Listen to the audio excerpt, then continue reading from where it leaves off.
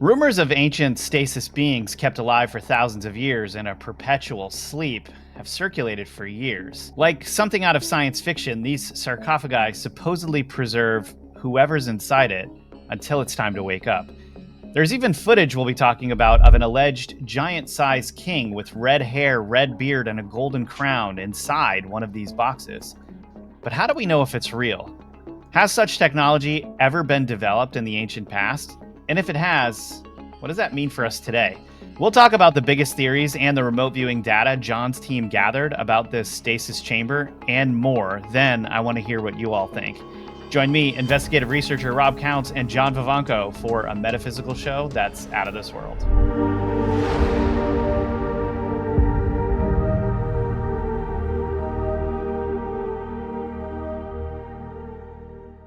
If you're listening to the Metaphysical Podcast on Spotify, Apple Podcast, or anywhere else, it's that 5-star rating and review that really, really helps us reach more people. Remember, you got to like, follow, and subscribe wherever you're watching this. John, how are you? Yeah, I'm doing really well. Doing really good. Well. How about yourself? Pretty good. Yeah, we've been hitting a lot of these alleged real footage, documented cases of different things. We've been looking at glitch videos, alien autopsies, all kinds of different things recently. And it seemed to be the right time to have a larger discussion on this bizarre stasis chamber beings video that I think probably dropped around 2015 or 2016. Do you remember when this video dropped? Yeah, I remember. It was just sort of a passing look at it. I didn't give it I thought it looked interesting, but I didn't give it a whole lot of thought, nor did I do any remote viewing on it.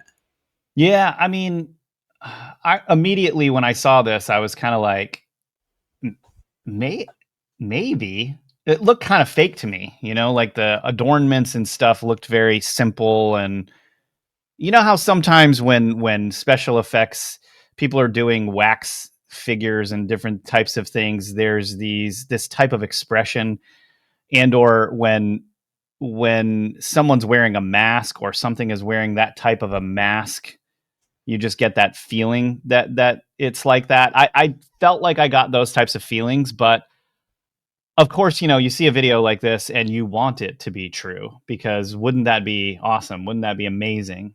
Right? Yeah. I mean, these videos are this video is really curious. It's, yes, you want it to be true. I think that there's an interesting thing about the time frame that it came out. And actually, when it was filmed is different than when it came out.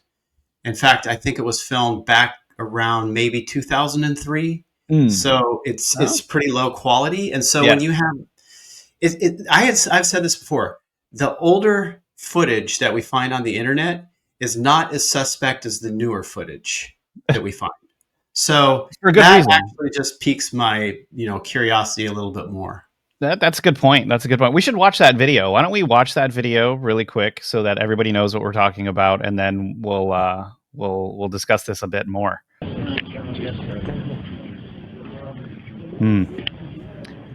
Yeah, okay. So clearly some type of figure, some adornments with what look like ancient Sumerian markings or something like that on the adornments.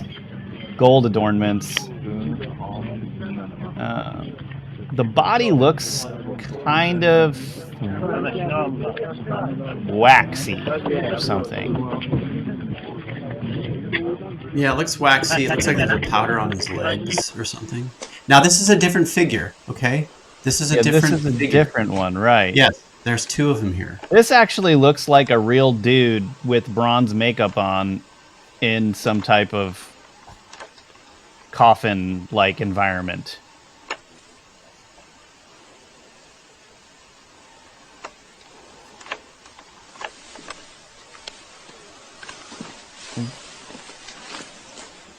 The hair looks like could be fake. The nose looks very real. This is another new... Is this the same one? This is no, the same this is one. A different one. It's different. There are two of these put together. Right. Totally I can see that. This looks like the one we were just looking at after it switched to the new guy. Yes, yeah, you're correct. Yeah. Okay. You know, those Those designs look slightly Egyptian, but why would they look pure gold like that if they've been sitting in there for 20,000 years or something Well, like the that? gold's not going to tarnish, you know. True, but wouldn't it have some kind of like not it's not about tarnishing, it's more about like if there's dust or some type of Sure, there can be tests on it. Yeah, I mean, what, you've never raided ancient tombs I before? Come on. haven't. I really I'm embarrassed to say that I haven't, but I'm glad, We've all probably done one of the reasons why I'm still here is cuz I haven't been cursed by doing so. it, right? That's a good point. But you know, I mean, I don't think the gold's going to change that much, except for dust and easily polished up. Usually, Yeah. gold, brass, or something is going to show, yeah, oxidation. But yeah, I thought these videos were they're two, so they're two, and I think a lot of people were kind of placing these as one thing, but those are two different things, which actually makes it a little bit more intriguing to me.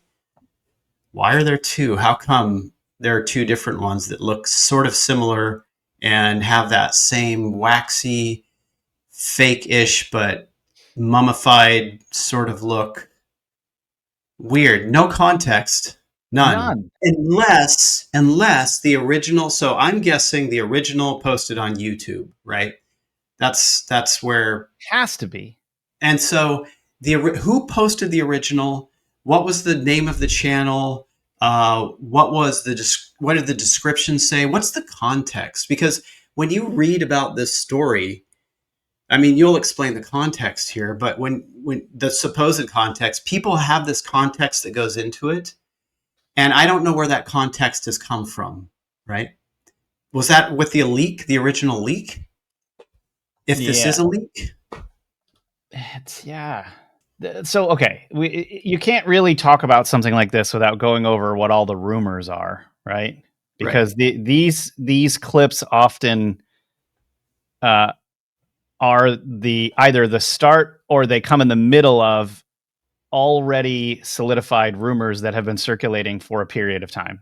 It could have started before. Now, YouTube started in 2005, so if this was shot in 2003, someone someone uploaded that to YouTube after YouTube started sometime. Could have been earlier, could have been, however long it took for YouTube to start becoming more popular, right? 2008, 9, 10. And okay, so let's kind of go through some of these rumors.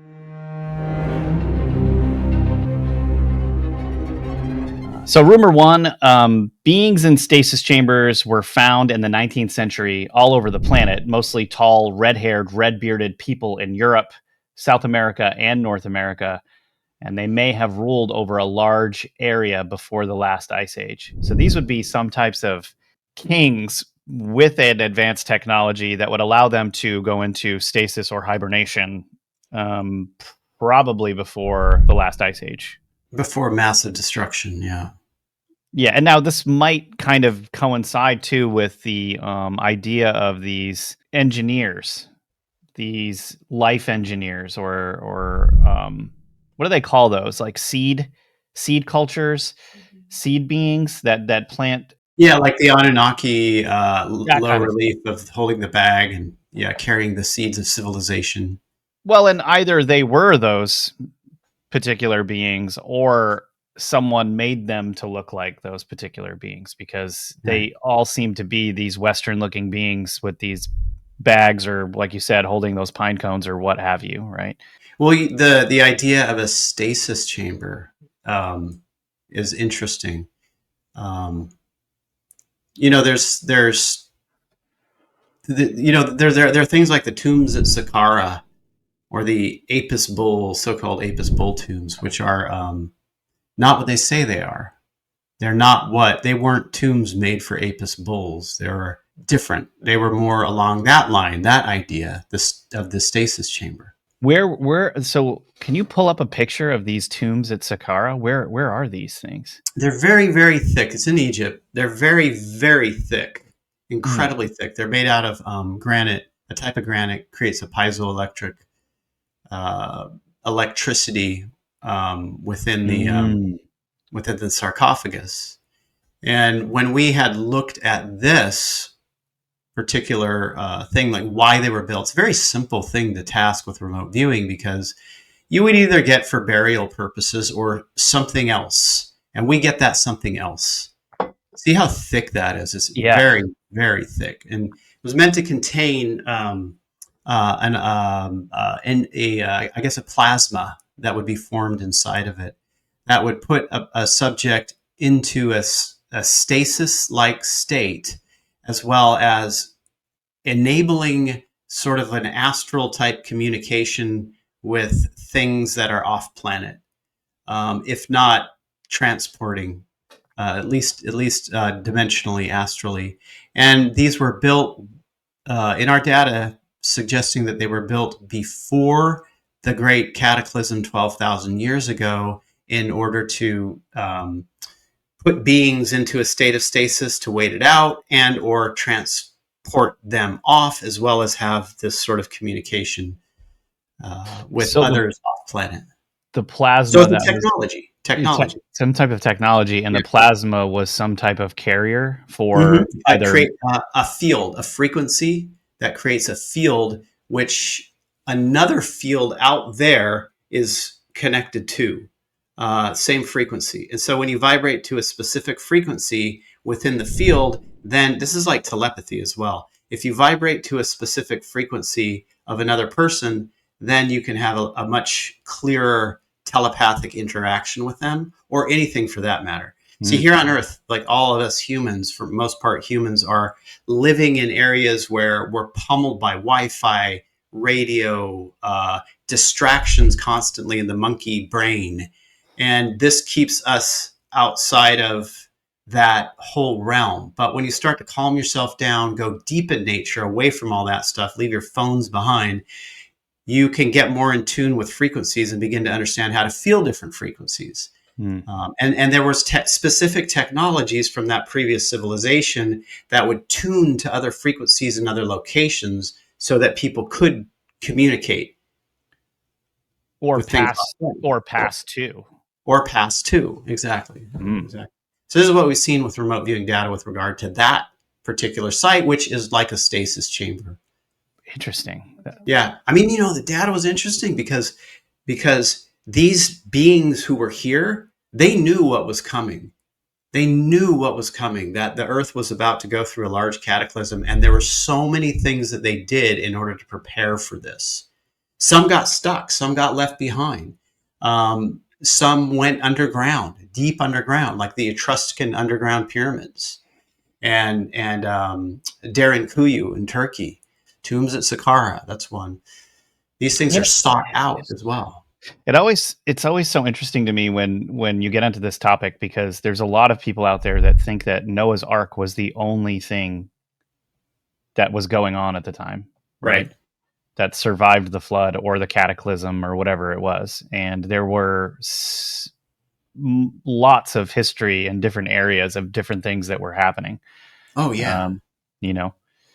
But yeah, it's like one of my most favorite topics. Like, it's incredibly fascinating. And my take on it, like, for instance, like, I get people who will just mail me stuff, like, through the mail, of like things they want me to look at because they don't want it going through email. And some of the stuff that I have actually received has to do with this type of stuff, exactly, where they think they've made some kind of find or discovery, and right?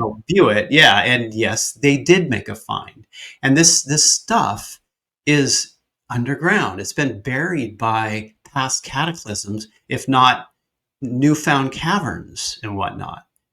That more of this stuff is out there than you can ever possibly imagine. It's just under our feet. I was going to say, I imagine anywhere you go and dig, you're going to find stuff. Right. Know? Right. Well, you think about the California coast. So, like in Washington State and all the way up to like Montana into Canada, you had that cataclysm just wiped out everything. As the water came down, it wiped out everything, like throughout Washington State, throughout Oregon. But then when you get down to California, it did not do that. And so what people think are old ranchers' walls and whatnot are not. They're still there from an ancient ancient time before that cataclysm, if not around that time. But up here, up in the Washington, Oregon state area, it's all wiped out. So there are certain areas that hold more of it, at least on the surface, than people actually realize. Yeah, it makes sense. And I mean, I was talking to someone about this the other day. Think about how many you're driving down the street and you see a cemetery, and these cemeteries all contain bodies and bones of people that have passed away. Right. Think about in the last 20,000 years how many human beings have died, and all of them, if they haven't been burned, have a resting place somewhere in the ground. Anywhere you dig, pretty much, you could potentially bump into some type of remains of Right. of some person you'll never know. Right. And never mind the different types of beings that have been here, or potentially giant beings, or what have you, just bizarre, strange beasts we don't even know about, etc., etc. All you have to do really is dig. And if there was a technology that we could use to survey underground more easily and get a better picture of it, it'd be fascinating to find, especially in places like Göbekli Tepe or Egypt, or around Serpent Mound in southern Ohio, where, I mean, it's just so weird going there because it's on a very, very high hill, and then you can go to the edge and look over, and it's probably a cliff that goes down like 100, 200, 300 feet. What's in that area? If the Serpent Mound was important enough to build in that area, there had to have been a ton of different things around there, Right. ancient sites, temples, who knows what. Because if you were able to mathematically create something like Serpent Mound, chances are you had all kinds of other buildings and amazing structures in that area, and no one's digging. Everyone's just like, oh yeah, it's Serpent Mound, and then there's like some mounds over here with some dead Native Americans, and be respectful and all of this stuff. But it's like, that's probably a treasure trove of crazy stuff in the ground over there. Yeah, yeah, and not just that. A lot of times they just build on previous civilizations where previous civilizations have built. That is true. That's very true. I think Cusco, Peru. I think Cusco, or maybe it's Lima. Ancient city under that. Ancient city that they found underneath that, and they just keep building on top of it and on top of it and on top of it. So Well, and it's in like Malta. I mean, you and I did a whole series on Malta. If you haven't seen that, it's a scorcher. Check that out. But those stones were so massive. I mean, imagine after a massive flood, you come out from underground and you're looking around for a place to set up shop where the sun's out finally.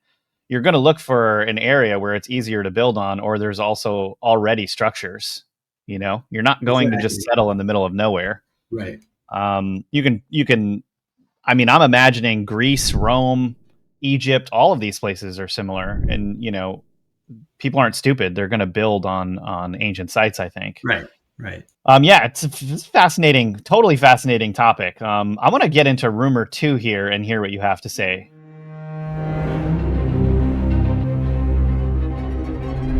Rumor 2, U.S. military forces were stationed around the world, including trouble spots like Afghanistan, specifically to locate these giant beings. Elite military personnel have even had battles with them.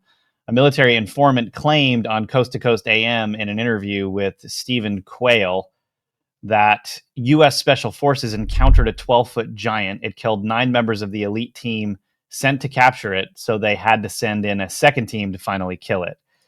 Have you heard these claims? Yeah, I've heard those claims. What's your thoughts on that, John? I mean, the hard thing with these claims is that I don't have thoughts on it until I can task it with remote viewing. I love these stories. They're incredible stories. Incredible. They, on the surface, to me, just seems a little far fetched. I do know that giants did exist. I'm sure that somewhere I've seen things in inner Earth type situations. I'm sure that somewhere there could be ones that are alive. It's hard for me to know like if this is true or not, because it's a little bit difficult to task on something like that, because we usually task on something that is a little more solid on the known side.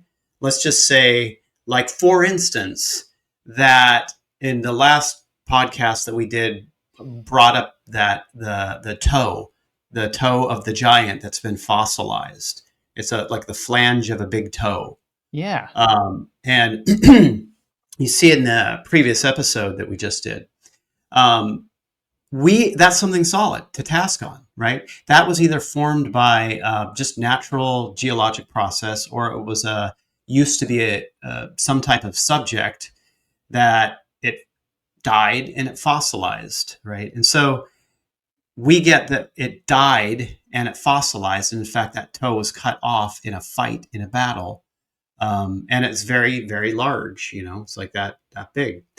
So that's a solid thing to task on. When we get to these stories, there's nothing really for me to like task on because a lot of times remote viewers will just start reiterating the story as opposed to, any firm reality there. So it's a little difficult from that standpoint. Yeah, I suppose the only thing that you could do is task on whether or not the person claiming that is being truthful or not, right? That's a whole can of worms, though. You can do that. You can go down that path, but it's just the incentive for me to task on is not there yet.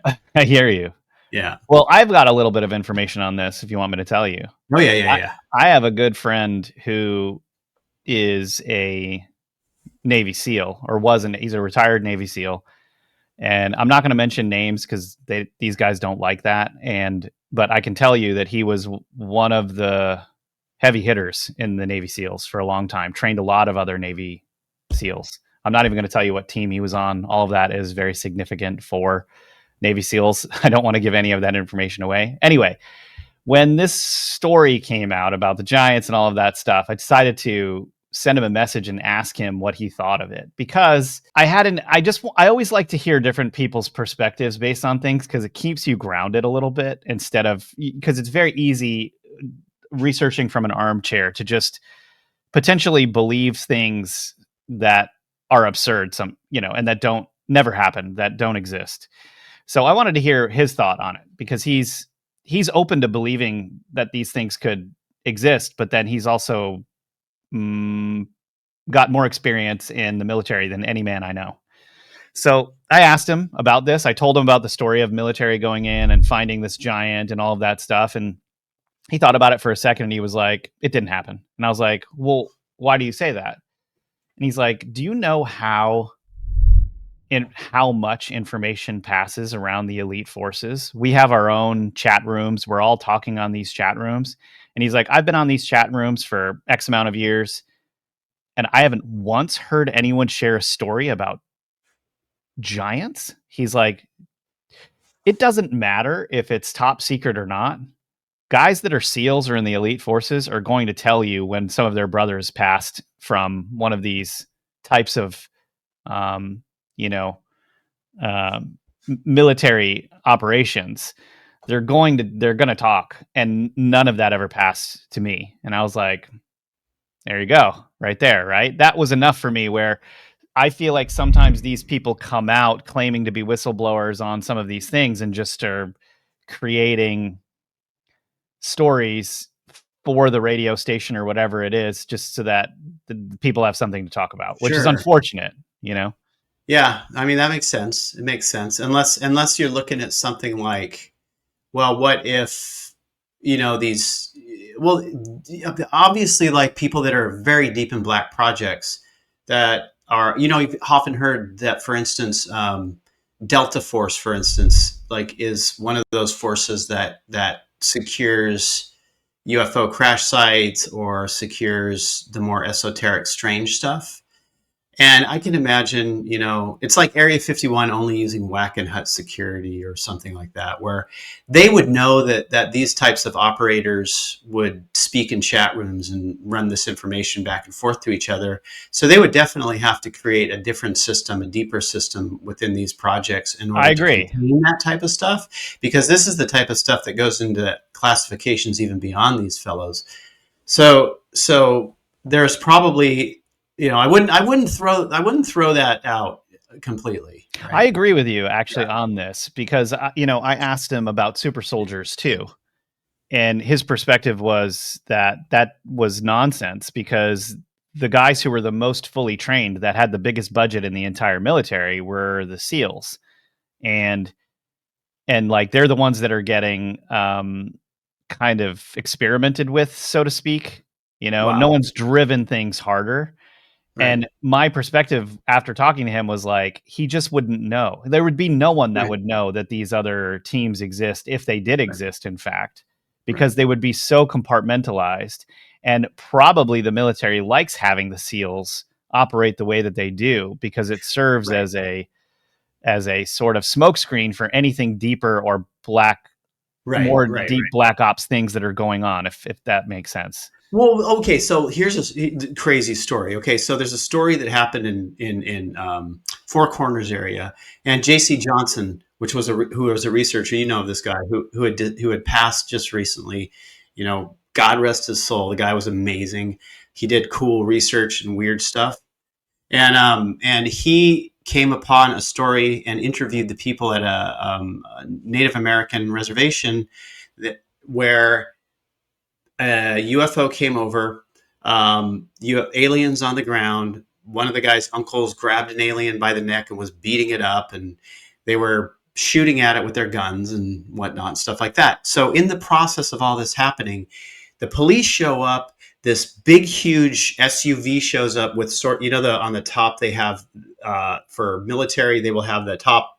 You find them in Blackwater. Blackwater will use these things where the SUV has this top that pops up, and a guy Yeah. with a machine gunner can come out. Yes. Guy shows Awesome. up in one of those cars, goes in, and just directly goes to where the alien is, bags it, and leaves. Right. So obviously, this guy, according to these people, and we remote viewed this, so we know that this thing is true. We know that this story is true. We know that the witnesses saw what they saw. We know that this actually happened. And you have some kind of special operator showing up that obviously, in some fashion, would be connected in with these other groups that are in conventional warfare and are special operators. But they're not talking about what that guy did, right? That's what I'm saying in their chat room. So this guy must have been part of some other deeper, like absolutely like layered program to be responsible for taking care of this stuff. And he probably got started within some of those more conventional warfare special operations groups, right? Yeah. Yeah. And also, I have to say, like, usually guys like the SEALs, not all of them, there's a lot of them that will take. My understanding is some of these guys will become operatives, and they'll take on jobs from some of the different three-letter agencies, et cetera, et Right, cetera. of Like course. this happens, right? And the guys who are true SEALs, like, look down on these guys a lot of times, Oh, interesting. because Yeah. like it's, you're working with those guys now, that kind of thing. Yeah. So it, a lot of the SEALs that are super tough and that have been through the mud, they do not take friendly to outsiders or orders from those they look down on. Let's put it that way, Of right? course. Yeah. Right. Right. Right. So I mean, it's fascinating. I don't know anything about that other than the things we've yeah, remote viewed, and it's incredibly fascinating because what they're doing is bridging this has the potential to bridge the world into the paranormal, and it seems like they would have just tons of information on this kind of stuff. And so you got to wonder, yeah, do they talk about this with each other on the backside? But then, since this stuff is so compartmentalized, it's like I there just has don't. to be there has to be people out there that know to shut up. Exactly They, right, there has to be, right, and it's not going to be those guys, probably, because they're too tough. They're too, like, right. They don't f just don't care. f everyone, kind of. You know Right, what I mean? right. Um. Anyway, all right. Fascinating. So All right, let's get back on track. let's Yes. get on to back to rumor 3, Yeah. which is going to take us in a different direction.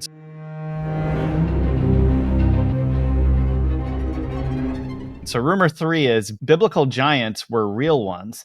Some biblical figures may have been giant humans themselves, and some giants survived Noah's flood. There may be overlap with the Nephilim here. I'm not of the mind that the Nephilim are all this one type of giant being that everyone talks about. Like when I hear people that study the Bible and all of that, they try to put everything into this Nephilim bucket, and that's not my understanding. It seemed very clear to me that these sort of Nephilim beings were sons of divine beings that had mated with human women and became champions of old. Now we're talking, when I hear that, I'm thinking, okay, this is like Achilles, Hercules, these types of great men that existed in the past that did great deeds that we have record of. But a lot of folks think like, oh, the Nephilim were just these giant beings, just giants, which, I mean, it's possible some of them were, but that's not my understanding after the research that I've done. But I believe 100% that giants survive, like a lot of giants survive the flood. What's your thoughts on this? Yeah, I remember looking into this, the Nephilim idea. It seemed to be, at least in our data, very giant related. Different type of species, large, very large, Yeah. that left their own planet. There definitely like was another planet that they were on, and they had come here. There was some destruction event for them, fighting and warring and stuff like that, and they also came here. Are we talking Much about more. these? Are we talking about like these bearded men with the pine cones and stuff, like Anunnaki Yeah, type that would be beings? that would sort of follow along that line. It's sort of interchangeable. I mean, it's obviously, you know, hard to pick out in remote viewing data ultimately like the size of these things, but did seem to be bigger than humans. Did mate with humans. Some of the old mythology surrounding like the Greek Hercules and whatnot were seemed to be a mix. There was also, according to some of the data we have, was that there were different factions of these beings. Some were interested in destroying humans, eating humans, because you do have the stories, for instance, coming out Yeah. of like the red-haired cannibal giants out of Lovelock Cave in Nevada, where a guy was, digging guano out, and he found all these giant skulls and bones in there. Okay, this was like early 1900s, and aside from that, the Apache had stories of them killing the giant red-haired giants that are very old stories in that specific cave, right? Because these giants would eat them. And so there are a lot of the stories with the native tribes in the United States deal with these giants as these being antagonists and eating them and stuff like that. Yeah. These giants are related to those Nephilim or Anunnaki type beings. And I know people are going to split hairs on that and say, no, they're totally different things. Fine, you guys can discuss that. I'm not an expert on the naming of these things. I'm just an expert on describing them at low level and remote viewing data. So I don't know the names ultimately. So these beings would, well, they went into factions. Some of them like lived underground, moved underground to get away from the humans. Some of them are more benevolent. Some of them would eat them. So a lot of them did get wiped out in a flood. And we've seen that, like, for instance, with J.C. Brown's cave, the old story around Mount Shasta where J.C. Brown, the geologist, was tasked with finding gold in the Cascades. He came across this tunnel system where he found like this village with artifacts in it deep inside of a mountain. And there were giant mummies in there. When we remote viewed, well, what was it that was there and why were they there? Those things were trying to escape a massive cataclysm by going up high and finding a cave system to go into. And they survived down there for a while until they eventually died. And so a lot of these situations with these beings were wiped out. A lot of these beings were wiped out, and their situations were trying to find places to survive. Wow. Yeah, and this would have been that 12,000 year ago period. It was crazy. Sorry, that was just like an unloading. It's like, okay, everybody Yeah. needs to process that. By all means, do.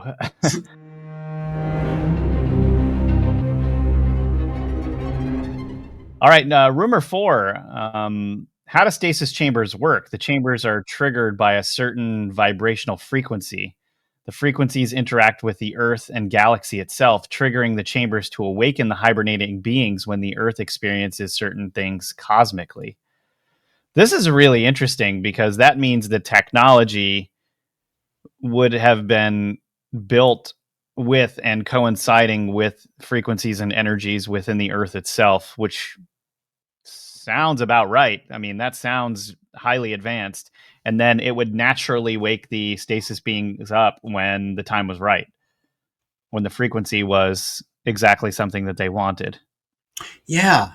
I mean, that's an interesting idea, actually. I had heard from a friend of mine who, connected to another whistleblower. He used to have a show, and people would come to him claim to be whistleblowers. Anyway, he said this thing where he was part of a special operations type team that dealt with the real history of our solar system, and that one of the things that he did in the group was the historian, and understood the depth of history of this whole of Earth and the whole solar system. This is a, a history that is not at all part of popular culture. Zero. It's part of conspiracy world. But anyway, he had said that there were reptilian type beings that were living more open on the Earth. And a while ago, they went into, or they're going into a deep hibernation in the Earth because the frequency of the sun here was changing and becoming more agitating to them. So they have to go hide it out and wait until that frequency changes. Once that changes, comes closer to their frequency, then they can come back out. Whether true or not, I don't know. Where did you hear that again? From a whistleblower through a friend of mine. That's really crazy. Yeah. I mean, I'm not a, when it comes to the subject of reptilians and stuff, I'm always, my ears perk up. It's an interesting subject. It's just gotten it's gotten too crazy. Yeah. It just sounds too crazy. It sounds Reptilians. Just reptilians coming out of your mouth makes you sound like you're a crazy person. it does. It does. It does. Yeah. It's probably the number one crazyville topic that you could. It is. Yeah. But then still interesting. Like I still want to hear what what's going on with that. And then I mean, you and I looked into this too in Mount Shasta, some of the strange disappearing folks over there, and how they were found and who interacted with them when they were lost, before they were found, and all of these things. If you want to check out some fairly interesting information, you should definitely check out our Mount Shasta series, where we go in and out of the strange mysteries of Mount Shasta. It will, I dare say, that series, if you're not familiar with this content, will change your outlook on life entirely. There's so much weird stuff going on in Mount Shasta. Highly worth the watch and the hours put into watching all of that. Yeah. Okay. So I think also, this idea of chambers and stasis chambers kind of coincides with space. Being a spacefaring civilization, you would have to work out the problem of stasis or hibernation in order to get from one place to another, if your technology was not one where you can travel through wormholes. Yeah, you can travel through. Correct. Yeah. So if you're doing the human way, which is jet fuel and a certain amount of time heading to a certain place, you're going to have to work out the issue of hibernation. But it also could be. It's funny. I don't know why that makes me laugh. This is where actually if you look at what's going on right now in mainstream science, a lot of what they discuss is that if they're going to travel to Mars, if they're going to travel to other places in the solar system, in order to allow for all of the food and energy to last on the spaceship for as long as they have to be there, going into stasis would have to be a part of that entire equation. So I can see why they're interested in it now, and also the fact that there could be evidence of ancient humans, and because they're a mammal, having the ability to go into hibernation during certain circumstances, which is a Right. fascinating idea too. Because if you think about it, like, why is the hedgehog going into hibernation? Why does the bear go into hibernation? How do their bodies know how to do that? I mean, I imagine humans have that ability if we could tap into it, if it was turned on in us, but yet we don't. So I think scientists, with their creepy little, fingers, are trying to figure out if it's possible to prompt hibernation in human beings for different Right. reasons. And I think probably part of that equation is escaping a cataclysm if it comes up. Yep. Yep. Most likely. I mean, most likely. Yeah. Yeah. Which brings us to rumor 5, which is, why did the beings go into stasis?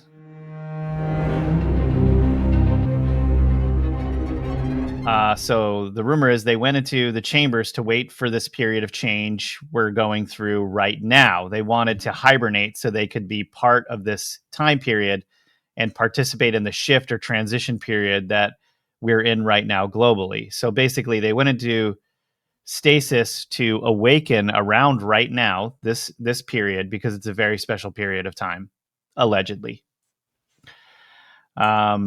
Some call this vibrational change in the solar system, or going from one density to another, or transitioning between epochs. And when these beings woke up, they weren't expecting the modern population to be taken hostage to such a degree, held by global elites that are demonic in nature. That's like yeah, that's the very, very new idea around Yeah. this. Like yeah, okay. All right. We'll I say mean, we'll say the last 10 years or this so. is not it's I'm not saying it's not true. I'm just it doesn't sound like that is happening as far as like what they are concerned about.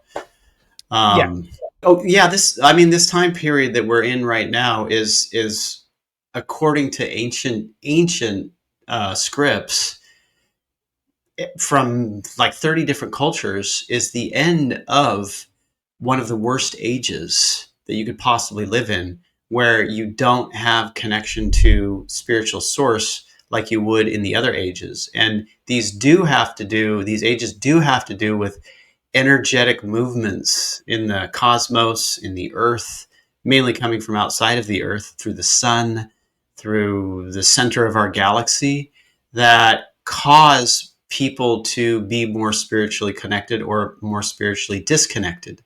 Everything here at the moment is upside down and backwards. Yeah. People don't know what truth is, what truth isn't.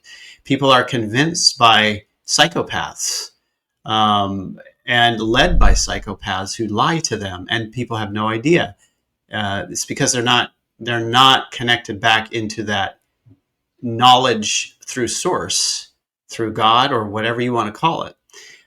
So Don't you think some of that is a choice, though? Don't you think? I it mean, is absolutely 100% a choice. But you know what? Everybody's running around with these things, and they are watching the screens, and they are believing the things that are there instead of going inside to find out what's truly there. There is where the big problem lies. The huge problem. Don't get me on that soapbox, because it just starts to get me really, really annoyed. And I think people are doing it to themselves, and they have a choice not to do it. And people can actually change things in mass if they decided not to do it. So chances of that happening are it won't, slim to because none. everyone's looking for that little endorphin rush, the constant endorphin rush. I Think think. about, like the 1800s. Let's go back to the late 1800s, the Victorian period. In the Victorian period, what did people do? I'm not saying they were in a higher spiritual state than we are at this moment at all, but they didn't have this stuff. They connected with the environment around them, were a lot slower. Would look at the paintings from that time. Look at how people became part of nature. It was part of them, and they expressed it that way, as opposed to where we are now. It was like everything is like slammed into us, And it's this constant feeding of one thing after another, instead of putting ourselves back into this older, quieter mind state in order to see what's going on and feel what's going on, right? So it's kind of like we have to go back a bit into the past to go into the future in a way that's much more clear and more spiritually evolved. Yeah, I feel like things were already starting to get wild in like the 80s and the 90s with like, television or the development of television, color Yeah. television, special effects, movie technology, all of that stuff. But it just went crazy when these modern devices kind of came out. And it's become, I mean, think about it, how distance has become much greater now in the amount of time with development that's kind of happened, right? I mean, if Right. you think about in 1990, right? 1975 was just 15 years earlier, and think about the difference between 1990 and 1975, I right? know. It's I like know. different worlds even, right? Yeah. Now, Right. 15, think about a 15-year-old child, right? And a 15-year-old child who never knew anything outside of iPhones, devices, iPads, never knew anything outside of that. Right. We have developed a culture that is now attached to and unable to get rid of the technology that is kind of in a way enslaving them. It's enslaving them, and And it's this meant to enslave them. it Yeah. is. I agree with you. It's you and I would be fine without this stuff because I grew up in the 80s. I was outside running around my entire Yeah, childhood. Gen X. I'm Generation X. Like we were the last of the feral children. Correct. Yeah. Well said. Well, yeah, feral we were too. Yeah. Yeah. So Lindsay's signaling that we need to make a T-shirt that says "feral children." Yeah, Last of the Feral Children. That's a great movie or probably horror film. Um, anyway, I think it's true. If we were without these devices, I think we'd just more likely to figure things out. You go out more. You're a lot more pleased by physical activity, going out into nature, hanging out with people, going to the bar, going to these places and having these experiences. And then the type of work that you're doing to track all of this stuff isn't on a phone, it's in a journal, or you're reading a physical newspaper. And these things are replay they re- humans get really innovative when they don't have technology like this. Oh Humans are yeah. also very innovative for creating technology like Right. that, so don't get me wrong, it's just Right. they're very different paths. Yeah. Exactly. Now, Yeah. when I was in high school, I used to deliver flowers, and we didn't have like GPS or anything like that. You had to get the Thomas Brothers map, and you had to like quickly look up the address, figure out how to use it, and then memorize the path there over and over and over and over again. People don't do that anymore. No, They and don't, because they don't have to do it. There is brain function being lost totally. because of these devices. 100%. And I Yeah. mean, our grandparents would have said that about all of the technology we had in the 80s and 90s as well, Yeah. mind Right. you. But think about the difference between looking up someone's number now and looking up someone's number then. You had the white pages and the yellow pages. Right. And they were these massive books that you'd go through to find what you needed, and you'd highlight crap and you'd make a call, right? I And then know. The you'd have a phone map, book. and you'd look at the map before you went somewhere, and you'd have so many maps in your house that you'd have one that you could just highlight to go where you were going, and then you just follow the map, and Right. someone would be in the driver's seat, and someone would be in the passenger seat navigating for you. It's just how we did things. You know what? You could make a game show about this today with people who have never done it this way and probably have a pretty good game show. You know, That's true. It'd be entertaining to watch, right? it Take would be their iPhones entertaining to away watch. from them for And like a people, month. and exactly, yeah, they can't use them. What do you do like if you can't use it for a month? Yeah, watch Like, them melt down and have these yeah. like How do I get over addictive. to there? I don't even know how to get there. Oh my gosh, people are gonna, man. Well, think Yeah, about, we get the grid goes down, and that's what it's gonna be. Everyone stock up on maps. Everyone should be buying maps. yeah, it's I gonna be mean, like really. toilet paper and maps, and then some people Right. using maps for toilet papers. Right. Exactly. and many bottles of alcohol. Yeah, that's Yeah, the other part. lots. People are, yeah, Lots people of. are gonna be there's gonna be all kinds of moonshine operations. I mean, it's gonna be crazy. But we do have data on that video. All right, yeah, let's talk about this.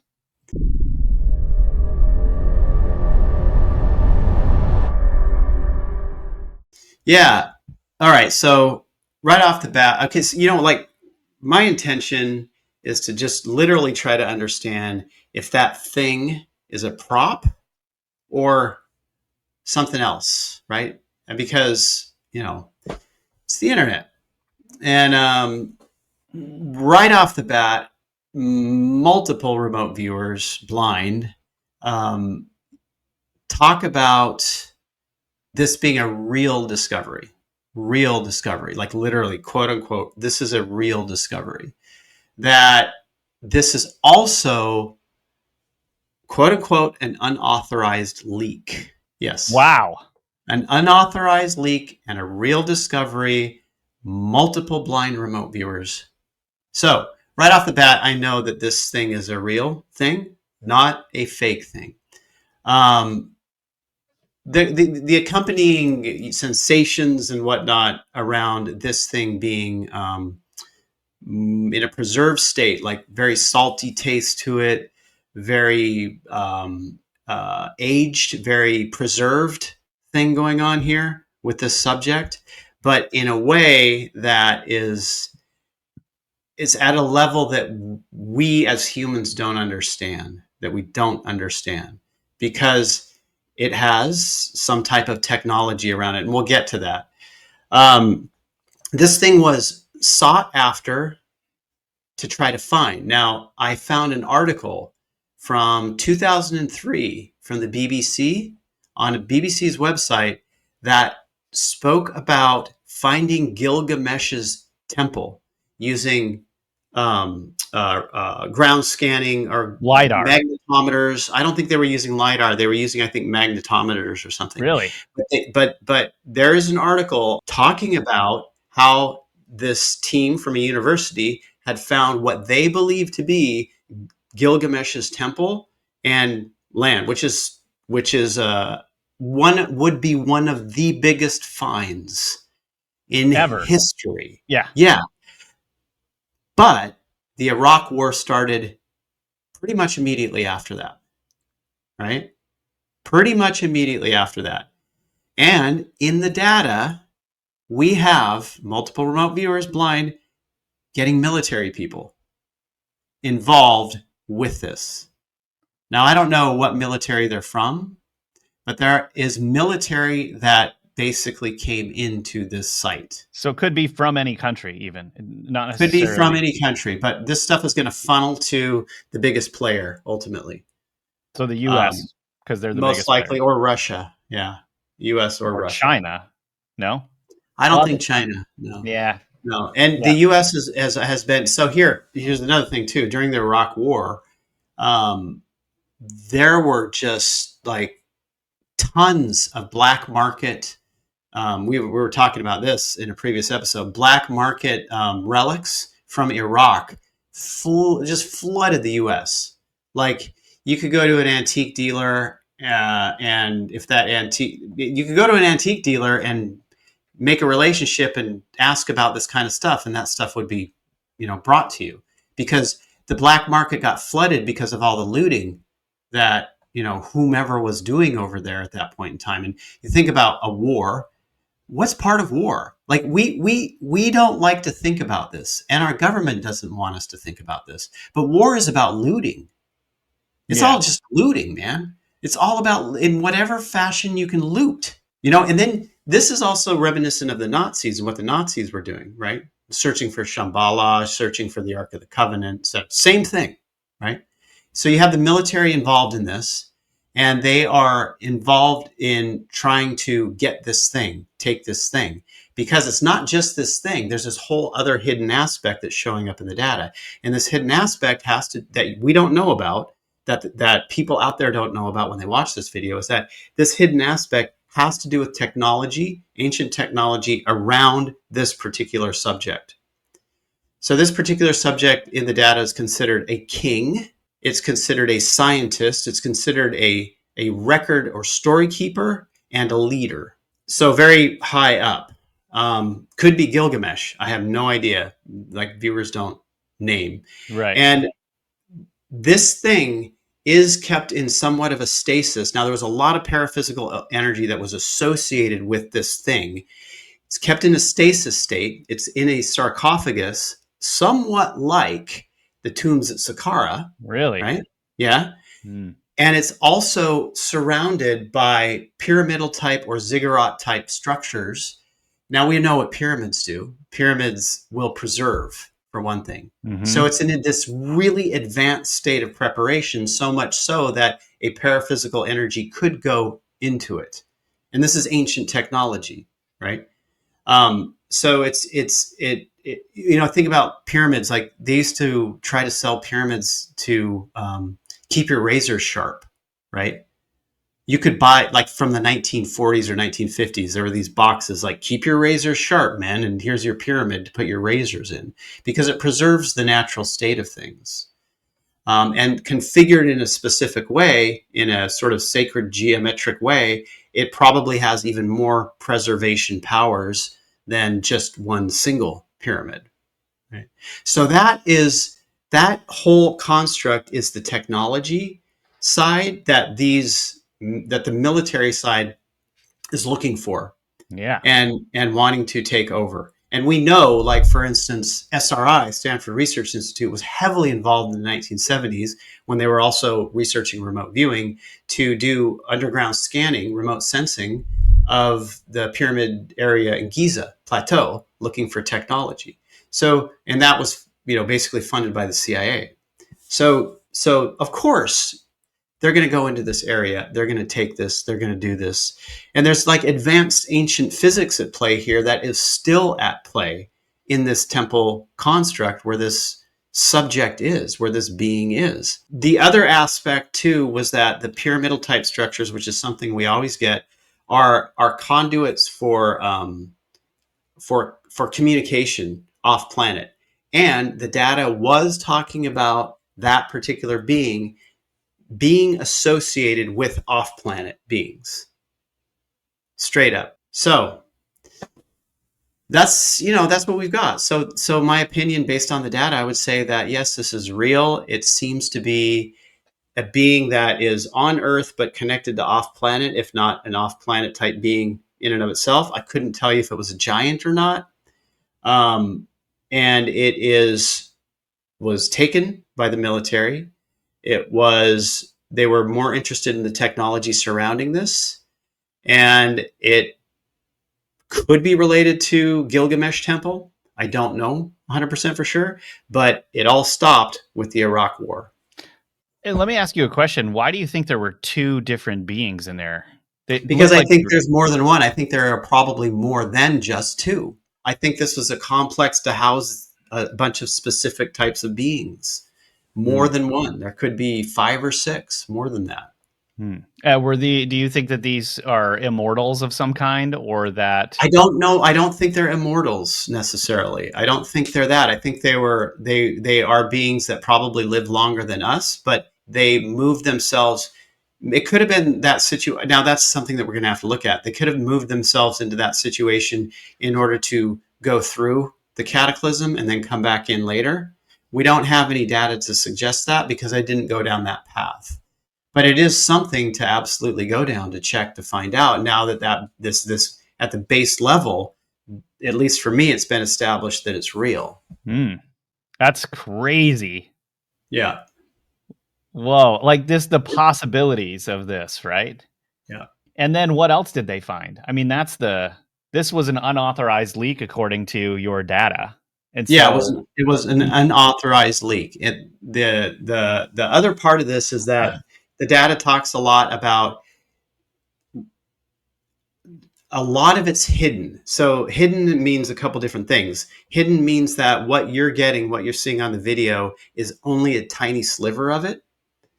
It also means that the other aspect of it is hidden to human eyes unless you have very sensitive equipment or sensitive people, because there's a big paraphysical aspect related to this, and a paraphysical being that is associated with it. And now I'm somewhat going down the path and assuming that paraphysical being is the being that's associated with that specific body, right? So now I'm not saying that this thing can wake up, but I am saying that there seemed to be a heavy duty paraphysical aspect still connected to the body, and the body had a little bit of energy in it.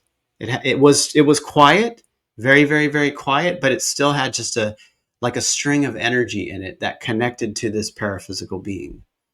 And it was the technology, the ancient technology, that was creating this situation.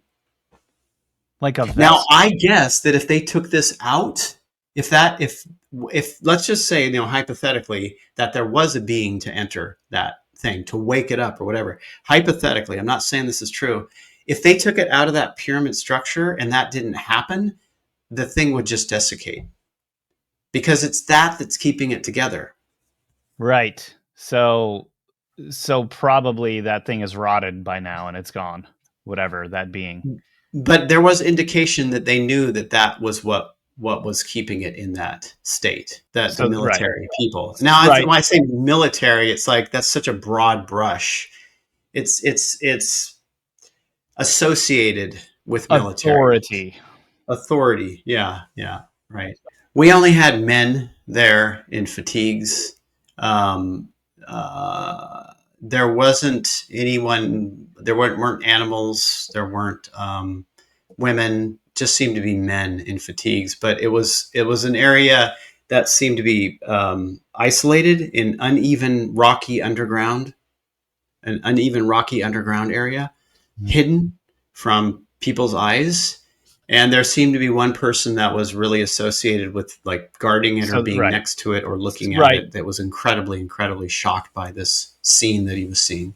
Plus, if they wanted to study it, they wouldn't move it because they would want to see what made it tick before they did Right, anything to it. Right. right, Just keep it secret, create a perimeter around it, and study the heck out of it. I'm right. assuming. Yeah, yeah, definitely would do that. And there was whoever took at least whoever took the video was incredibly excited, incredibly shocked, like knew that it was such a huge, major discovery. I mean, this is showing up in the data. Huge, major discovery. They really wanted to tell people about this. They were part of that team. They were dressed in fatigues and also special gear, like full head coverings and stuff for germs and stuff like that, in order to go into the site. At least that's what happened at first. It may have been different later, because you do see a person with a flip phone later on and like filming. So yeah, Yeah, that's a 2003, 4, 5 thing right, for right. sure. Right. So I think it could have been at first that this garnered a lot of attention in some elite circles, and you got those guys, flooding in. Could have been Iraqis. Most likely was Iraqis, high level Iraqis or something, that were flooding in there to look at it and film it and stuff. Mm, that's crazy. It always Yeah. shocks me what's real and what's not. Sometimes things look so real and they're fake, and then sometimes things look like they're kind of fake and they end up being real. Yeah. I know. I know. I don't know. Don't shoot the messenger though. No, no. People will see this and just go, "You're just crazy. You're just crazy." And look, we're using remote viewing. Like literally blind. People are blind. They don't know what they're They viewing. don't know what they're remote viewing. They're just remote viewing a situation, right? Right. Like a random situation that they're remote viewing. Right. And But then you'll get somebody arguing that, well, it can't be real because that piece of gold looks like it's made out of corrugated cardboard. And it's like, okay, well, okay, whatever. yeah. I guess you don't know about remote viewing. So, Yeah, and also, it's like with the alien autopsy video, where sometimes, especially if something leaks, edited things can be put in there that are fake, or things that are real can be in there. Not that this was that situation, but right. you Didn't know, seem to be. right? These things can be complicated. They're not always straightforward. Right. Not as straightforward as we think they are, anyway. This is why I also wanted to understand who was the original publisher of this. Yeah. Who was the original publisher? because, like, for instance, the Skinny Bob video, you can track back to the original publisher, or Right. I was able to. It's like being able to find that could tell us a little bit more about it and place a little bit more context on it. I want to know what you guys at home think about this. This is amazing information, and I really, at first, I was like, no, I'm gonna put fake on this one, but it's still one of those things where, again, it's intriguing and you want it to be real, Yeah. and to find out that there's more truth to this than there is falsity is pretty amazing. Yeah, it was the first being in that video that we know to be real. The second being I don't know about. It could be real. Most likely it is real because I feel like there's more that are there than Mhm. just, those two. But most likely it is real. Yeah. So there's more to view here. The beings where they are now, we did not look into. So I could not tell you. They would have obviously been removed from the area.